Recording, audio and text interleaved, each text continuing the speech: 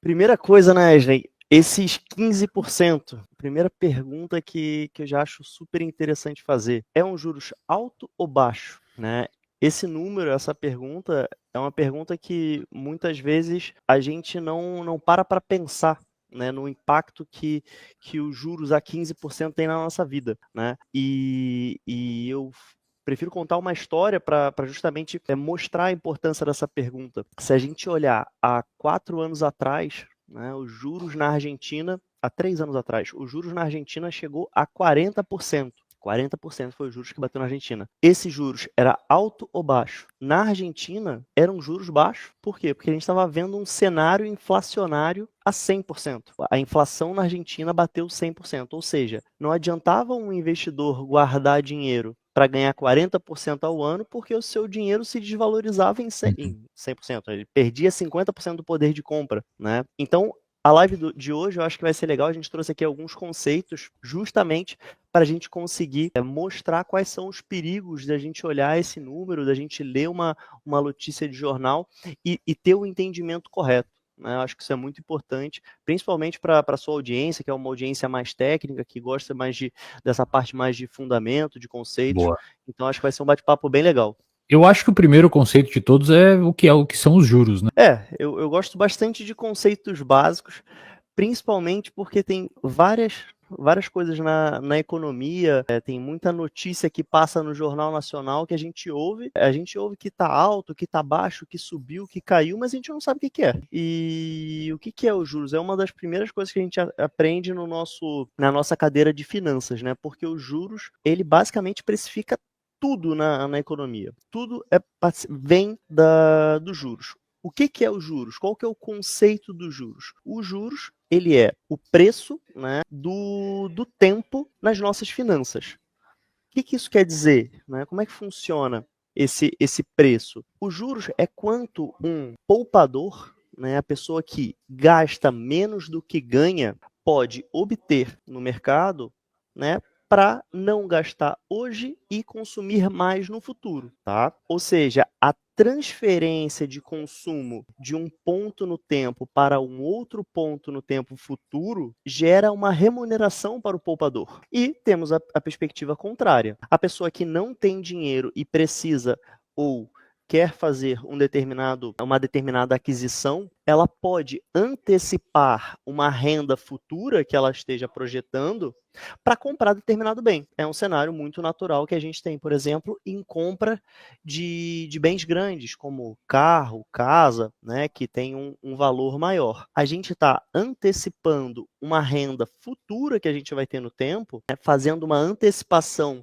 dessa a gente compra esse bem, paga todo o bem, né, para o vendedor e a gente ao longo do tempo, na medida que a gente vai gerando renda, a gente vai pagando o seu credor, que a gente chama, né, que é a pessoa que emprestou esse dinheiro para você. E isso tem um custo, né? Por quê? Porque tem alguém que está deixando de consumir hoje para você conseguir fazer essa antecipação. Então, os juros é esse número que baliza justamente esse nosso sentimento em que a gente está o tempo inteiro pensando, eu vou consumir mais hoje ou eu vou poupar hoje para consumir mais ainda amanhã? Essa que é a tomada de decisão que a gente faz o tempo inteiro quando a gente olha algum bem que pode ser financiado, pode ser pago a prazo e... Pode falar.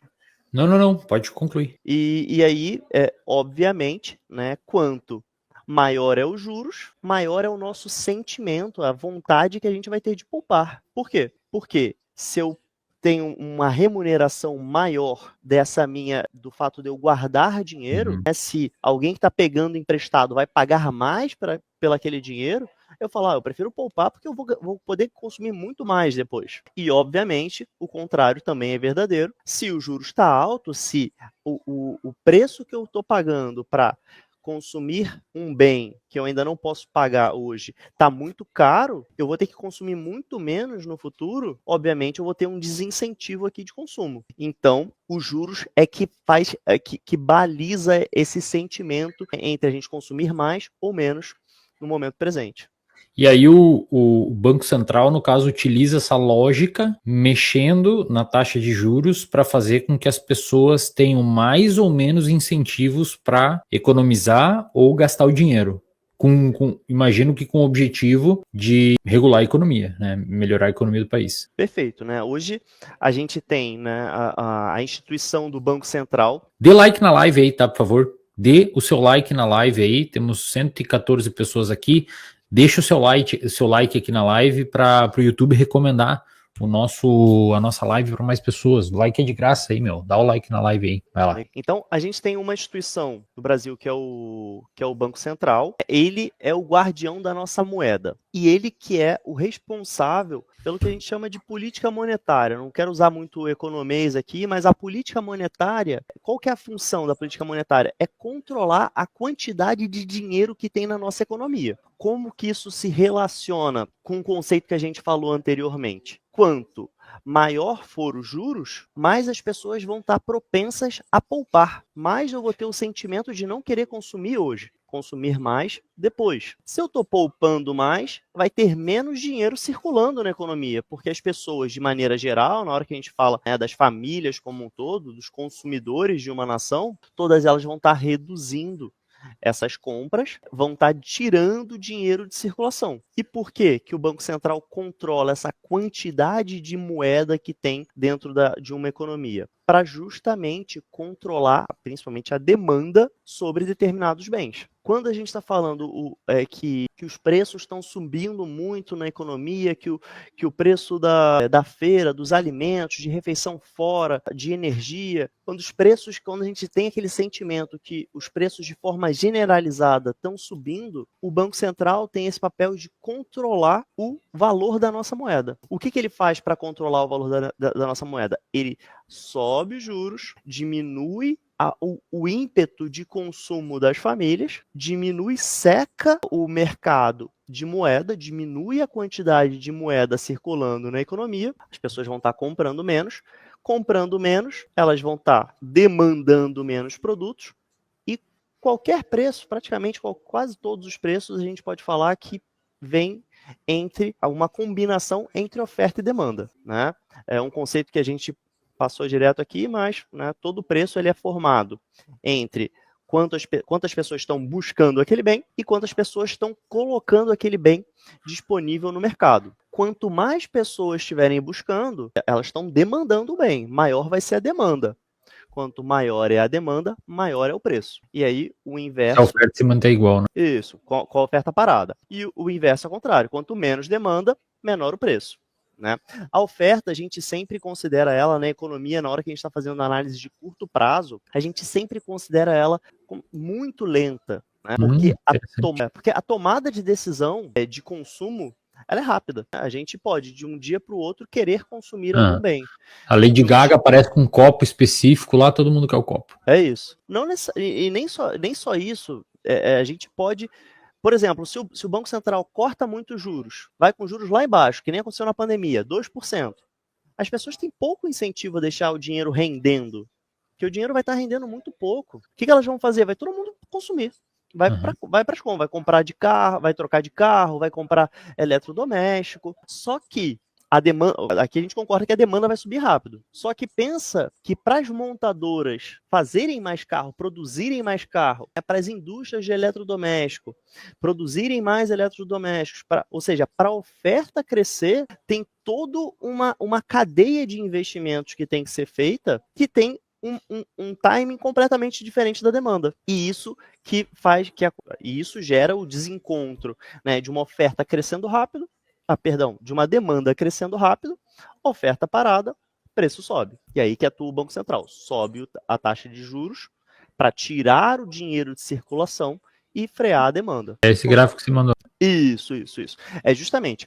Aqui, o que é essa linha vermelha? Né? A linha vermelha é a inflação. A inflação acumulada 12 meses. Então, o que é isso aqui? É quanto os preços, de maneira geral, uma cesta de bens está variando de preço a cada ano. E a linha verde é quanto que está os juros básicos da nossa economia. E aqui a gente consegue, não precisa ser nenhum matemático, nem estatístico, para a gente ver que existe uma correlação entre essas duas linhas. O que é correlação? É um movimento sincronizado entre esses dois dados. Quando a inflação sobe, normalmente tem um delay, né, um atraso. Quando a inflação sobe, normalmente o Banco Central faz o movimento de subir a taxa de juros para controlar os preços.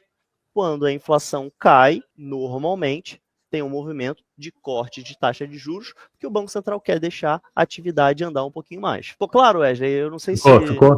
Ficou sim. Então, basicamente, o Banco Central ele sobe os juros para inibir as pessoas, tirar o interesse das pessoas de gastar mais e manter o dinheiro estocado para diminuir o consumo, e por essa razão, diminuindo o consumo, os preços caem. Exatamente. Então, aqui, o que a gente pode extrair daqui, né? E eu acho que é legal fazer esse resuminho aqui, né? O que afeta preços? De uma forma, no curto prazo, né? Demanda. Quando a gente fala de demanda, a gente pode falar muito de atividade no país como um todo, né? Então, quando a gente está com um país rodando com uma atividade alta, né? Com muita demanda, consumo das famílias, gasto do governo, muita exportação, que tem, quando a gente está exportando, tem muito dinheiro entrando na nossa economia. Também é uma coisa que não é muito lógica para quem não é do nosso mercado.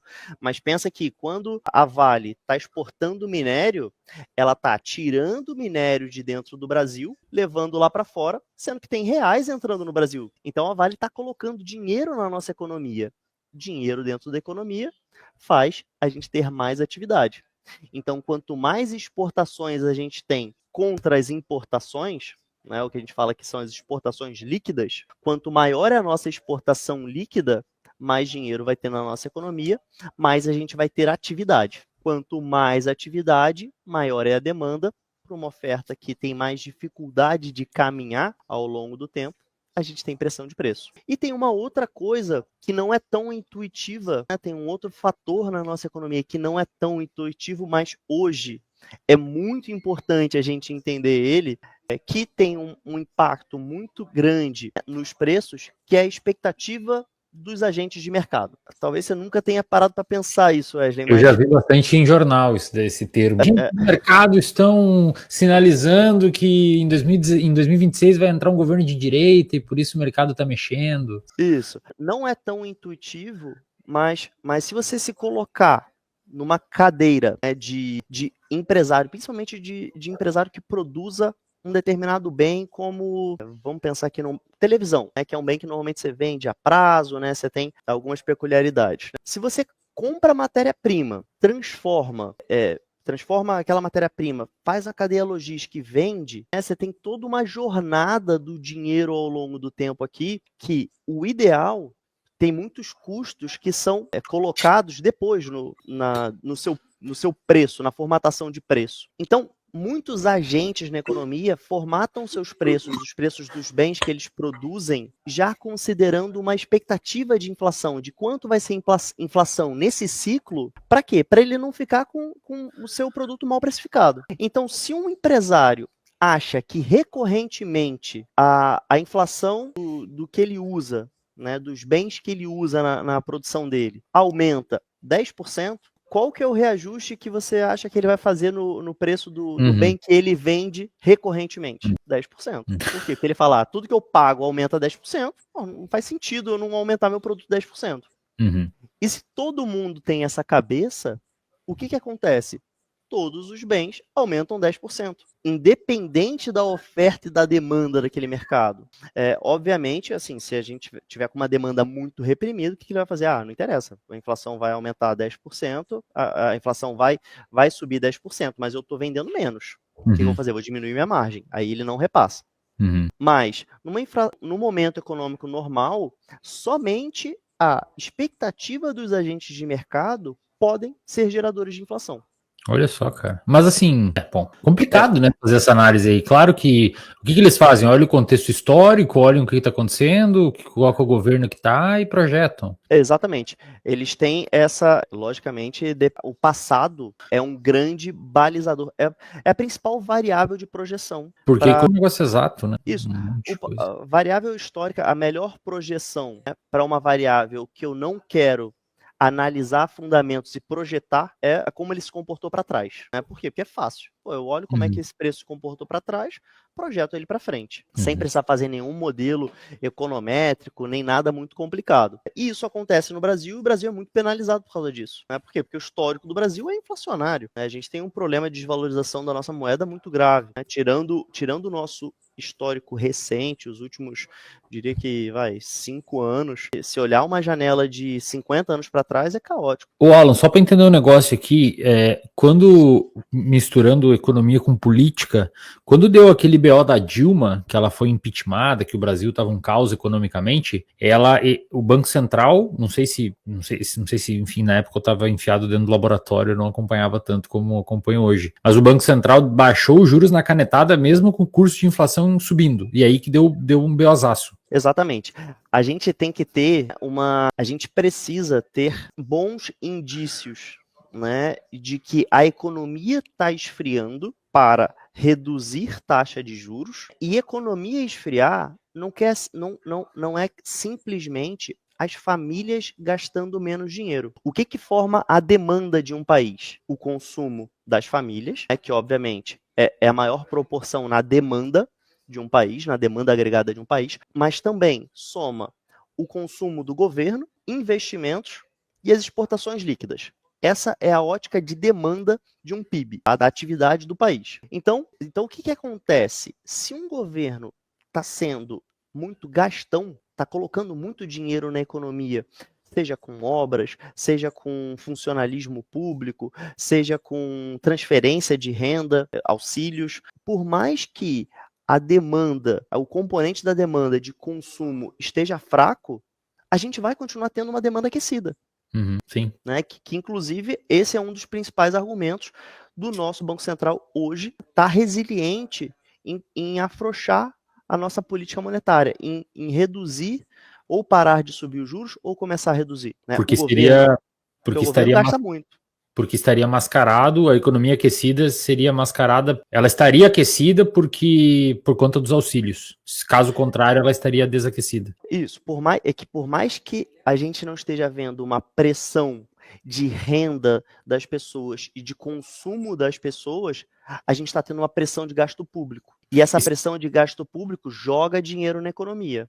E está o Banco Central fechando a torneira, subindo juros para tirar dinheiro da economia, e está o governo, o executivo, o legislativo, o Congresso, colocando dinheiro na economia. Então pensa o seguinte, o Banco Central está aqui fechando a torneira e tem um outro sujeito do lado botando dinheiro com balde dentro da piscina. É que os analistas políticos que comentaram essa alta de juros do Banco Central pelo Galípolo, eles falam que não se esperava, pelo menos foi o que eu ouvi, não se esperava esse aumento, esperavam que mantesse ou ele aumentou para agora começar a reduzir. Aí a galera conclui que foi uma sinalização política, para dizer assim, ó, eu tô nem aí, eu vou continuar sendo duro. Assim, ó, o que acontece? A gente tem aqui, aí a gente vai complicar um pouquinho aqui a live, mas legal. O Banco Central, sempre que ele faz um movimento de alteração da taxa de juros, é um movimento que ele está mudando o futuro. Por quê? Porque a inflação de hoje, a inflação de amanhã, do mês seguinte, daqui a 2, 3 meses, a inflação está dada. Não tem como o Banco Central sobe os juros ou o dinheiro não some da economia. O dinheiro continua circulando. Pensa que tem o que a gente chama na economia de canais de transmissão dessa política monetária mais restritiva. Política monetária restritiva, tá, pessoal? É menos dinheiro na economia. Como é que é menos dinheiro na economia? Juros mais altos. Então, o Banco Central sobe juros, ele começa a enxugar o mercado, começa a tirar dinheiro da economia. Mas o impacto tem um lag, tem um atraso. Os economistas falam que esse atraso é entre 6 a 12 meses. Então, por que o Banco Central está subindo os juros? Não é por causa da inflação de hoje. O Banco Central está subindo os juros porque a inflação de 12 meses, a inflação de 2026, os agentes estão projetando que essa inflação vai ser muito acima da meta. E aí o que o Banco Central fala? Olha, se todo mundo está achando que eu não vou ser um bom guardião do poder, do valor da moeda, eu vou enxugar mais ainda a economia. É porque a ideia era que ele não seria tão duro porque foi indicado pelo Lula, né? Exatamente. Tinha expectativa. E por isso, né? Olha que louco, né? E por isso que, por mais que ele tenha sido duro, subindo a taxa de juros em mais 0,25 pontos, o mercado gostou. A bolsa reagiu para cima, né? Por conta da sinalização política. Isso. Por conta que ele está sendo técnico. O movimento que o Banco Central fez tecnicamente é correto. Isso, perfeito. A galera olhou, deu credibilidade, né? Exatamente. Aí o mercado gostou. Exatamente, todo mundo falava, o Galípolo é indicado do Lula, o Lula, ele tem um histórico, né, como eu falei, como é que a gente projeta o futuro, né, olha o passado, o Lula, ele tem um histórico de política fiscal expansionista. O que é isso? Colocar dinheiro na economia. Tá? Então, na economia a gente usa essas duas palavras. Restritivo é quando eu estou tirando dinheiro da economia, e expansionista é quando eu estou colocando dinheiro na economia. Então, olhando o histórico do Lula, ele coloca dinheiro na economia, seja com investimento, dinheiro público, obra, seja com transferência de renda, seja com gasto em funcionalismo. Então, todo mundo esperava que o indicado dele no Banco Central fosse para ativar a economia. E aí, quando ele vai lá no Banco Central, senta na cadeira, pega a caneta e fala assim, opa, não, a gente está com uma boa perspectiva, eu estou vendo a economia esfriando, mas mesmo assim, os agentes estão achando que eu não vou perseguir o centro da minha meta, o que ele faz? Sobe os juros. Isso ele está sendo técnico. E aí para a galera entender, o fato do Banco Central subir os juros é péssimo para o governo, porque teoricamente aumenta desemprego, o empresário ele segura mais o dinheiro investido e não constrói um galpão, e aí se ele não constrói um galpão, ele não compra cimento, não contrata um piriri pororó, né? Então para o governo, os indicadores do governo ficam horríveis, ficam piores com os juros altos, né? Por isso que o pessoal achava que ele iria manter os juros baixos por ter sido indicado pelo Lula, só para a galera compreender, né, a lógica. Exatamente. Para o governo, quanto menos atividade na economia como um todo, é pior. Por quê? Porque quando tem muito dinheiro na economia, todo mundo está gastando muito, é gostoso, né? Isso aí você sabe até mais do que ninguém aqui, né? Então é gostoso esse sentimento de compra, o consumo anima as pessoas, né? Então quando tem muito dinheiro na economia, está todo mundo trocando de carro, trocando eletrodoméstico, as pessoas são mais favoráveis a manter aquela administração, né? Então, eu acho, né, aí aqui é uma especulação minha, é que de fato o governo esperava indicar o Galípolo e ele seria um pouco mais frouxo na sua administração ali do Banco Central. E eles tiveram uma surpresa. Mas eu acho que é legal a gente falar um pouquinho aqui. Então, eu comecei assim, fazendo um raio-x aqui no PIB, né? E como é que existe como é que o PIB é composto, né, em várias partes. Eu acho que é legal a gente fazer dar um raio-x rápido aqui em como que é afetada cada componente desse pelos juros. Faz sentido, Wesley? Legal. Manda ver qual que é o impacto desses 15% aí no Brasil, né? Maravilha. Assim, o primeiro ponto, o mais importante, né, é no nosso bolso, nas famílias. O que acontece, né, com a gente tendo um juros mais alto, né? Qual que é o sentimento que a gente tem? A primeira coisa que a gente faz, obviamente, é fecha a torneira dos nossos gastos, dos nossos projetos, principalmente. O crédito fica mais caro, então a gente vê isso muito no mercado imobiliário, rápido. A gente saiu lá de uma Selic a 10,25, a gente está chegando aqui a 15%. 5% a mais de juros numa economia é muita coisa, principalmente para uma dívida muito longa. As parcelas do crédito imobiliário tiveram um impacto muito relevante, o comprometimento de renda foi muito impactado. Então, as famílias estão tendo muito mais dificuldade de fazer financiamento de casa. Então, juros altos, o que a gente faz?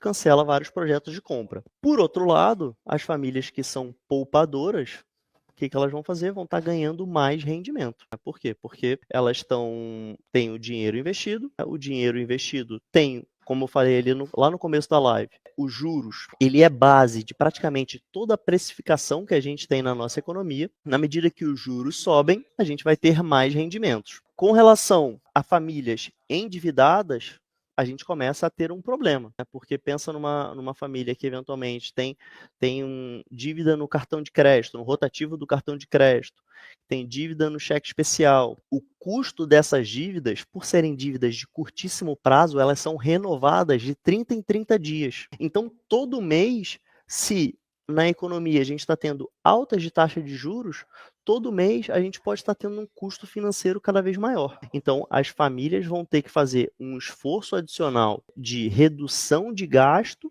para antecipar o mais rápido possível a liquidação dessas dívidas. Resumindo, juros mais altos, a gente fica propenso a consumir menos, a gente fica propenso a poupar mais, né? Quem tem poupança tem mais rendimentos, quem tem dívida tem mais custo financeiro. Impactos indiretos que a gente vê muito rápido, principalmente as concessionárias, que reduz bastante venda de carro, e as imobiliárias, né, construtoras, reduz bastante compra de imóvel. Então, fechamos aqui a parte das famílias. Só tomar uma água aqui, que esse frio aqui não tá fácil, né? E aí tem também um cálculo que o pessoal faz, né, de quantos bi esse 0,25 geraria, né? É difícil, né? Porque parece uma coisa pequena, né? Mas acho que engloba toda essa análise, né? O que gera nas famílias, o que gera nas empresas, o que geram. Sim. O próprio governo tem que pagar um pouco mais esses sujeitos que investem, né? Isso, exatamente. Exatamente.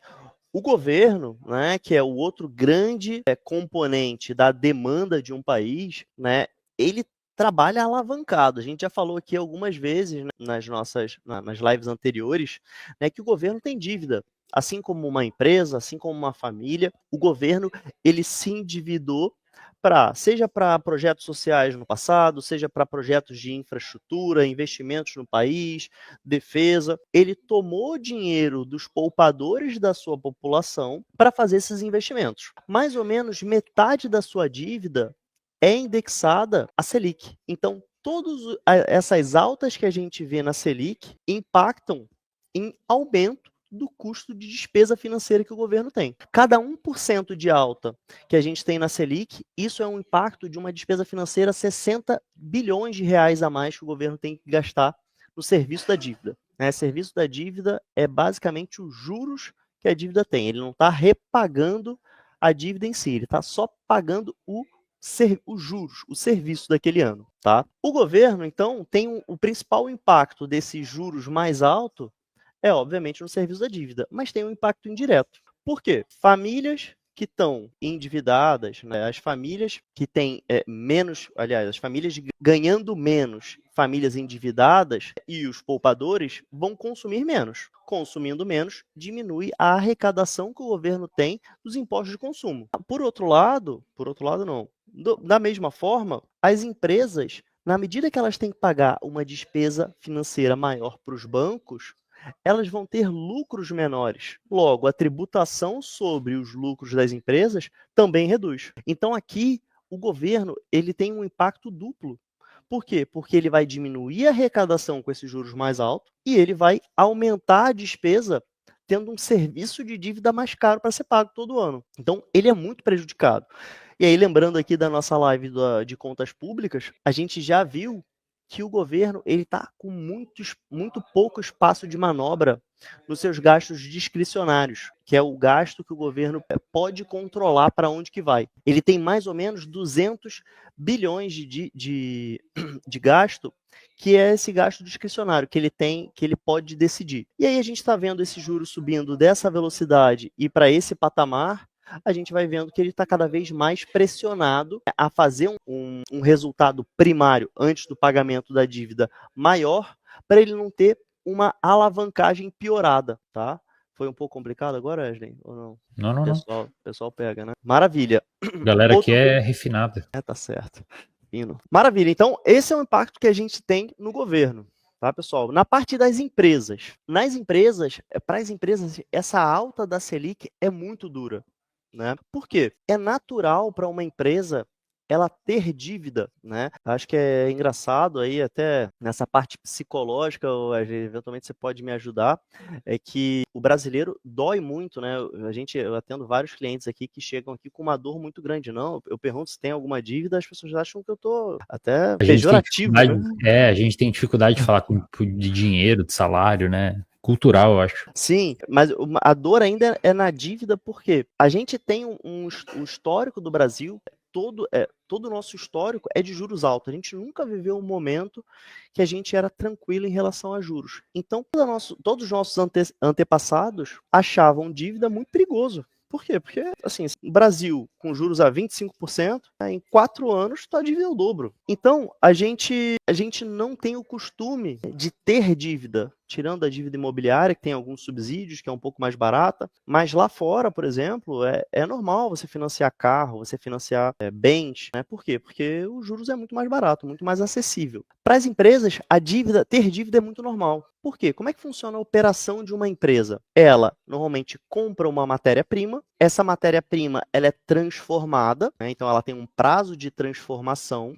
depois ela é estocada e tem um prazo de logística, depois ela é vendida e depois ela tem um prazo de receber dessa venda. Então, existe um descasamento normal na operação de qualquer empresa. Ela normalmente vai gastar muito mais dinheiro em D0, né, do que ela vai receber, porque ela tem esse prazo de transformação, prazo de estoque, mais o prazo de recebimento do cliente. Isso é o que a gente chama de capital de giro nas empresas. E é muito normal as empresas tomarem recurso com os bancos para financiar essa operação de capital de giro. Senão, muita empresa não sairia do papel. Por quê? A maioria dos empresários, né, começa o negócio, toma risco, né, mas ele precisa de um capital de terceiros para ajudar ele a crescer de forma mais rápida. Esse capital de giro, na medida 90% das dívidas corporativas, né, principalmente de empresas maiores, né, empresa aí com faturamento acima de 30 milhões por ano, 90% dessa dívida ela é indexada, ela é correlacionada com a Selic. Não, correlacionada, porque normalmente é o CDI. Dado isso,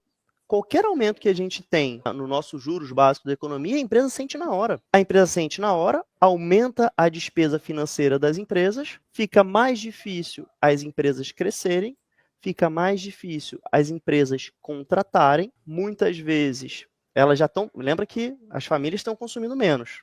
Então, elas já estão vendendo menos. Ou seja, o ambiente da empresa fica muito mais arriscado. Mas eles, porque ela... por acaso, passam para o produto isso? É que está vendendo menos também, né? Difícil. Exatamente, exatamente. É uma dificuldade. O objetivo do Banco Central é justamente ter essa dificuldade. Né? Por quê? A família, os consumidores estão reduzindo as compras. As empresas estão vendendo menos. A dívida está ficando mais cara. Ou seja, os juros que eles têm que pagar ficam mais altos. O que eles têm que fazer? Demitir. Eles demitindo, eles estão reduzindo mais ainda o dinheiro de circulação na economia e diminui mais ainda o consumo. Então é natural nesse movimento de altas e quedas de juros a gente ter os movimentos nos índices de desemprego.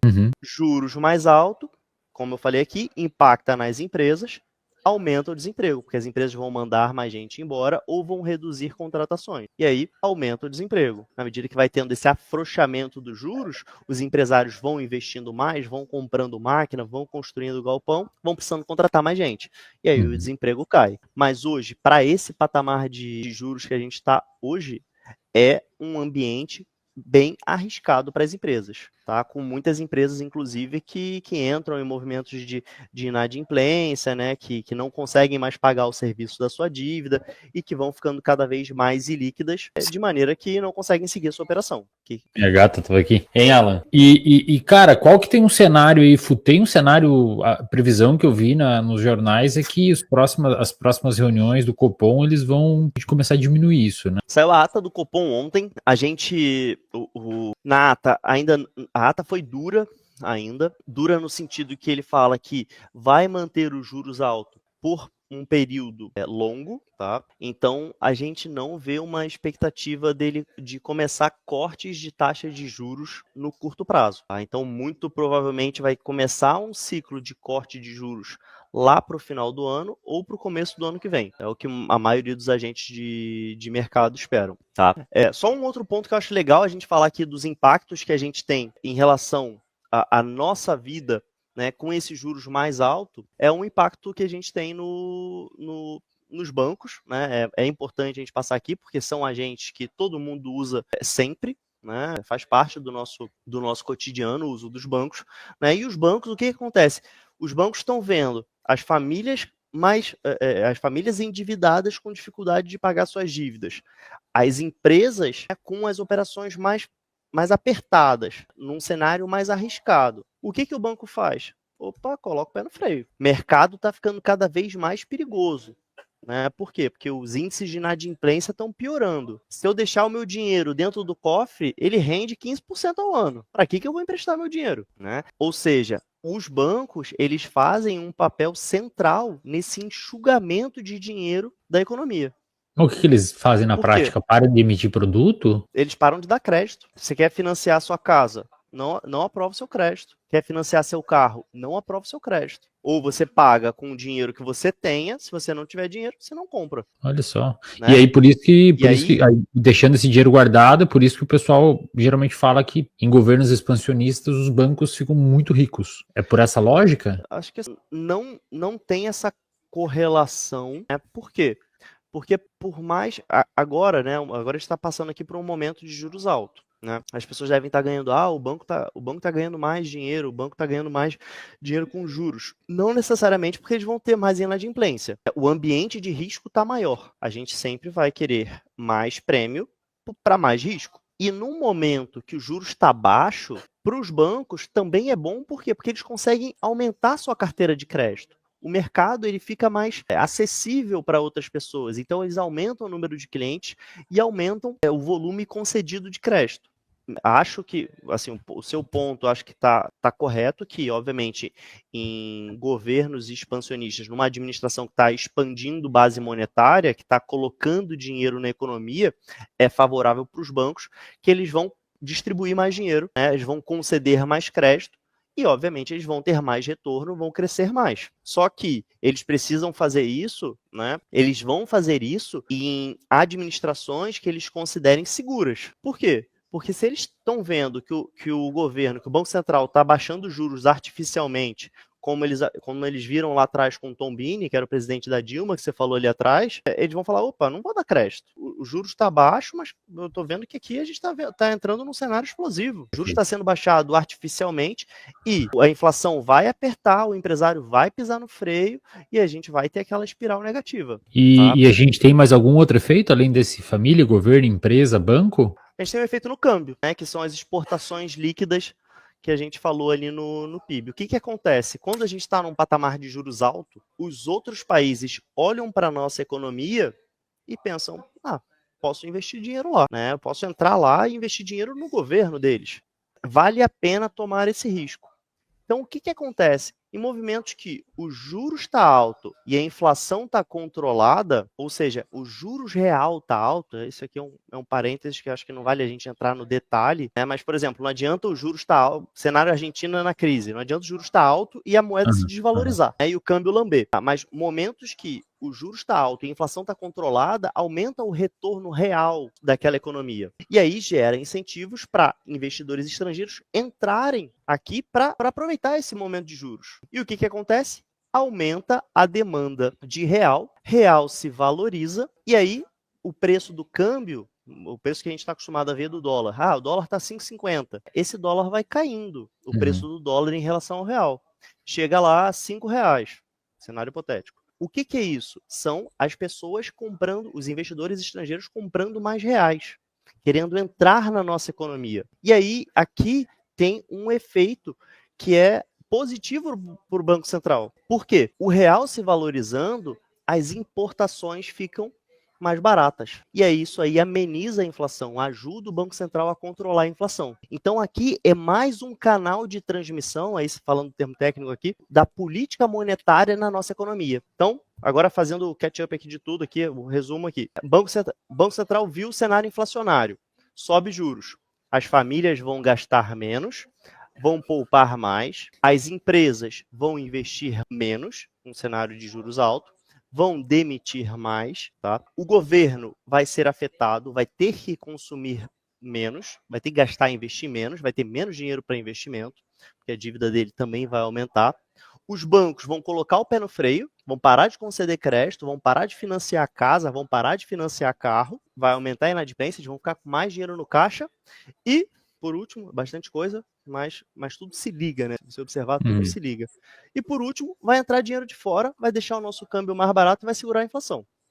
Ficou claro sim. esse... E aí, para o investidor que está agora aqui, tem grana investida, digamos que esse juros alto abriu uma janela de oportunidade para produtos que são atrelados a isso? Isso. Aí na hora que a gente olha para o segmento específico de investimento, a gente tem toda uma estratégia de investimento em ativos específicos, né, para esses cenários de juros altos. O que a gente quer fazer? Sempre que a gente tem um momento de juros mais altos, a gente tenta sempre travar esses juros, tá, nesse patamar por um período mais longo. Então, juros altos, a gente sempre vai balancear carteiras para ativos pré-fixados com prazos mais longos. E, obviamente, se a gente estiver vendo algum risco de ruptura, a gente vai fazer proteções também para o IPCA. Tá? Isso aqui é o básico, né? E, obviamente, a gente diminui também alocações de risco, alocações de crédito para empresas, por exemplo. Ó, se os bancos estão diminuindo os créditos para as empresas, o investidor tem que diminuir mais ainda. Né? Por quê? Porque o investidor é sempre o último a ver uma bomba explodir. Então, a gente tem que ser mais restritivo nesse tipo de investimento. O que eu acho legal a gente comentar aqui também é como é que isso muda. Né? Então, a gente está vendo aqui juros altos, a gente está vendo todo esse impacto que tem na nossa economia de modo geral. Como é que isso vai mudar? Quando que isso vai mudar? O que tem que acontecer para isso mudar? Por que é interessante a gente ver isso? Porque a gente tem que estar sempre antecipando o mercado. A gente ganha mais dinheiro ou a gente perde menos dinheiro não é quando a gente lê a notícia no jornal e vê o que aconteceu. É quando a gente olha todos os ingredientes na mesa e a gente sabe o que vai ter para o jantar. Né? Então, a gente está agora nesse momento. Juros altos. Né? A inflação está minimamente controlada. A gente está num patamar alto de inflação frente ao centro da meta. Né? A gente está com o centro da meta em 3% do IPCA, a gente está ali em torno de 5%. Né? Então a gente ainda tem um caminho de redução da inflação. Mas quando que o Banco Central vai começar a baixar os juros? O que tem que acontecer na nossa economia? A gente ainda tem que ver uma economia esfriar um pouco mais. A gente tem visto os dados de emprego ainda não arrefeceram. A gente ainda não vê um desemprego na nossa economia. Os preços de serviço continuam pressionados na hora que a gente olha os dados de inflação. O que são os preços de serviço, pessoal? São os preços que a gente olha do cabeleireiro, né, despesas pessoais, costureiro, né, serviços de manutenção. Isso aqui, esses serviços, eles são ótimos balizadores de preços gerais na economia. Por quê? Porque uma pessoa, um técnico eletricista, ele sabe quanto que ele está gastando no dia a dia dele. E ele vai reajustar o preço dele por quanto ele está gastando de maneira geral. Ele não tem tanta essa cabeça de corporativa. Então, a gente normalmente olha para esse núcleo da inflação para conseguir entender se a gente está tendo um problema de demanda ou de oferta. Tá? Então, a gente ainda tem que ver os dados de emprego enfraquecerem, os dados do núcleo da nossa inflação enfraquecer, a gente já está vendo o câmbio arrefecendo, né? A gente tem que começar a ver uma política fiscal mais ortodoxa, mais de controle de gastos. Para quê? Para a gente ver o governo também contribuindo para uma redução da inflação, para a gente começar a dar espaço para o Banco Central diminuir juros. Tá? O Banco Central fez um movimento que foi tecnicamente correto, ele ganhou credibilidade. O que é ele ganhar credibilidade? O mercado olha para o Galípolo agora e fala, tá fazendo um trabalho certo, tá olhando para os dados e tá conduzindo os juros de acordo com os dados. E a gente, na pessoa física, a gente tem que fazer a nossa parte, que é de fato. Que seria mais ou menos o nosso direcionamento da pessoa física para se proteger desse cenário?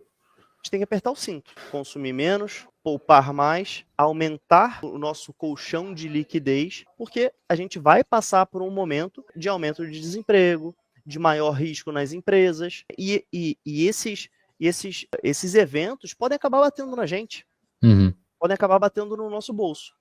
Então a gente tem que estar pronto para esse momento, para a gente ter calma, paciência para fazer uma recolocação, para remontar negócio, para reestruturar a família, para reestruturar os gastos. A gente só consegue fazer isso se a gente tiver essa organização financeira.